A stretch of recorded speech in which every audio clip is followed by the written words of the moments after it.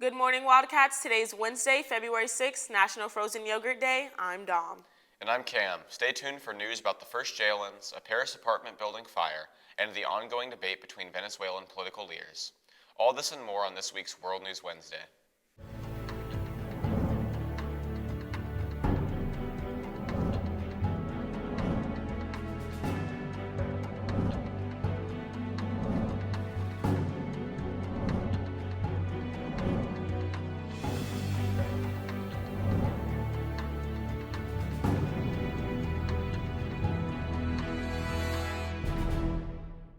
On this day of history in 1961, the Student Nonviolent Coordinating Committee, SNCC, sent 4 volunteers to Rock Hill, South Carolina to stage the first jail-in.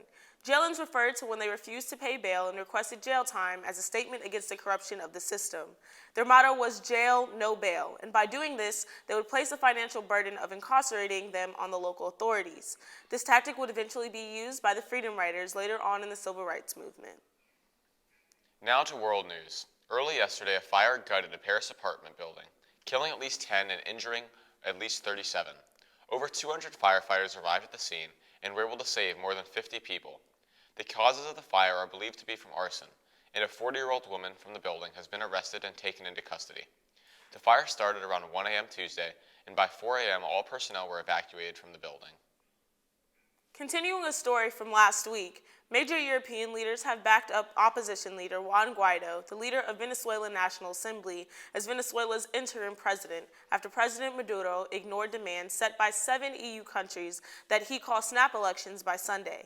13 European nations, including United Kingdom, France, Spain, and Germany, now support Guaido's claim as president.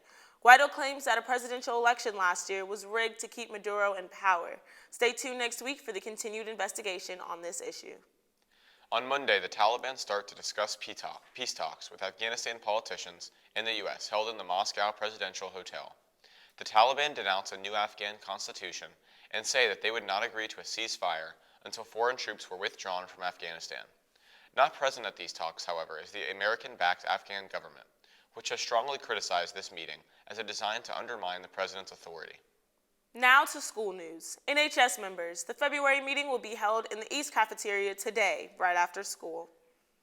Seniors, if you are planning on going on the Senior Safari field trip at Busch Gardens, tickets must be purchased by this Friday. If you are buying a ticket, it is preferred that it is purchased on school pay. However, if you are paying using other methods, Mrs. Diener or Miss P need $80 cash by this Friday, as well as your permission slip. For more information, contact Mrs. Diener in room 360.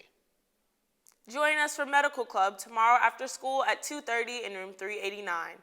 Ms. Kinnon will be there to talk about her experience through college and the requirements for applying to medical school.